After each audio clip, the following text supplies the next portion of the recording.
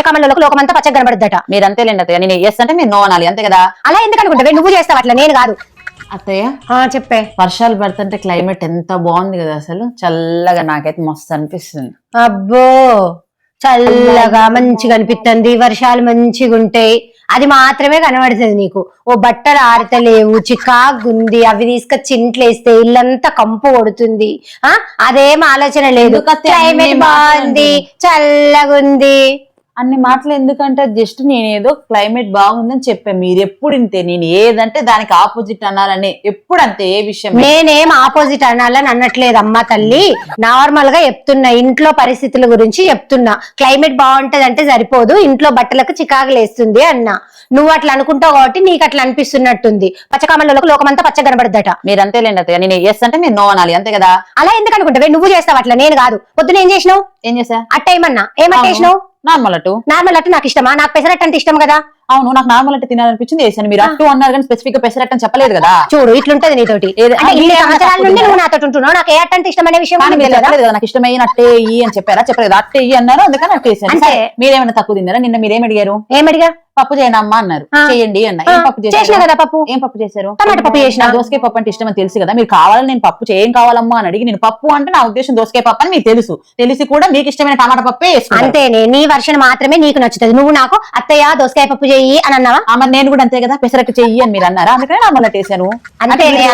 నేను చేస్తే రాంగ్, అంతే కదా. నేను ఏది చెప్తే దానికి నో చెప్పాలి. మీరు నీకు అట్లుంటది, నేనేం చెప్తే దానికి ఆపోజిట్ చేస్తావు, మళ్ళీ నేనేం చెప్తే దానికి నో చెప్పాలి, ఇది చెప్పాలి, అది చెప్పాలి అలా అంటావు. మళ్ళీ మొన్న చీర చీర కొనుక్కుంటా అన్నా నేను ఆన్లైన్ లో, పర్పుల్ కలర్ ఎంత మంచిగా ఉన్నది, అసలు మంచి డిస్కౌంట్, కొరియర్ చార్జెస్ తో పాటు ఎక్కువ పడుతుందని నేను షాప్ లో తెస్తాను. ఏం కలర్ తెచ్చినావు? పర్పుల్ కలర్ తీసుకురా అని అంటే వైలెట్ కలర్ పట్టుకొని వచ్చినావు. మీరేమైనా కలర్ చెప్పారా? నాకు శారీ చూపించమని అడిగారు, నేను చూపించాను. మీకు చూపించి వీడియో కల్లా ఓకే అన్న తర్వాత అంటే నీకు పర్పుల్ కు వైలెట్ కి తేడా లేదా? అవును, మీకు చూపించా కదా, లైట్ షేడ్ డిఫరెన్స్ ఉంది. సరే మీకు నచ్చుతుందేమో ఆ కలర్ లో అదొక్కటే ఉంది. అది కాదే, నాకు నచ్చింది నాకు దక్కొద్దు, అది నీ ఇంటెన్షన్. నాకు అర్థమైంది, చేయలేను. మీరు చేస్తారు కాబట్టి మీకు అట్లా అనిపిస్తుంది. నువ్వు అలా చేస్తావు కాబట్టి నీకు అట్లా అనిపిస్తుంది. మొన్న మీరు కాశీకి వెళ్ళినప్పుడు నేను రెడ్ పట్టు చీర తీసుకురండి అత్తయ్య అన్న, మీరు ఏం తీసుకొచ్చారు? మెరూన్ కలర్ మంచిగా ఉంది, మెరూన్ తీసుకొచ్చాను. నీ ఫోటో పెట్టినా కదా? ఫోటో పెట్టారు, మీకు తెలుసు నాకు రెడ్ ఇష్టం అని. అయితే రెడ్ ఇష్టం అయితే అక్కడ ఉండద్దా కలెక్షన్ లో? అక్కడ నచ్చింది, అది మంచిది, రేట్ మంచిగా ఉంది. మీరు చేస్తే ఒప్పు, నేను చేస్తే తప్పు. నేను కూడా మీకు చూపించా కదా శారీ తీసుకొచ్చాను, మీరు ఓకే అన్న తర్వాతే కదా. మరి ఇప్పుడు నువ్వు అనట్లేదా నేను రెడ్ తెమ్మన్నా మెరూన్ తెచ్చారు అని నువ్వు అనట్లేదా?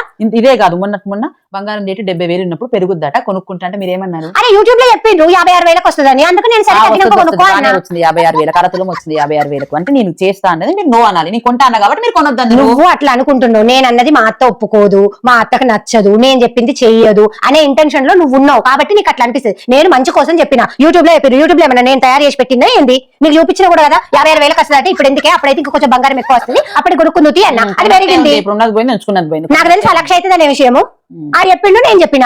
ఓ నీకు అద్దగనం ఉంటే నా మాట కాదని పోయి కొనుక్కొచ్చుకొని ఉంటుంది, నేను వద్దను. మళ్ళీ నాకు అదొక పెంట, మీ మాట కాదని ఇంట్లో ఏదైనా సాగుదా? నీ మాట కాదని ఇంట్లో ఏం సాగదమ్మా మీరు అనుకుంటారు.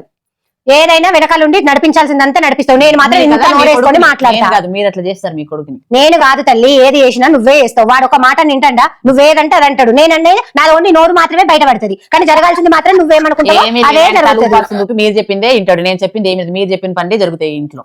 అంత సినిమా లేదు, ప్రతిదానికి నువ్వు అన్నదానికి. నేను ఏది వేస్తుంటే మీరు అది నువ్వు అనాలి, అంతే కదా. నాకు అలవాటు అయిపోయింది. ఇగో మనం ఇద్దరం డిస్కస్ చేసుకుంటే ఇంకా గంట అయినా కూడా ఈ టాపిక్ ఇట్లనే నడుస్తూనే ఉంటది. ఇక సపరేట్గా పోయి బజ్జీలు వేసుకుందాం. సరే అత్తయ్య.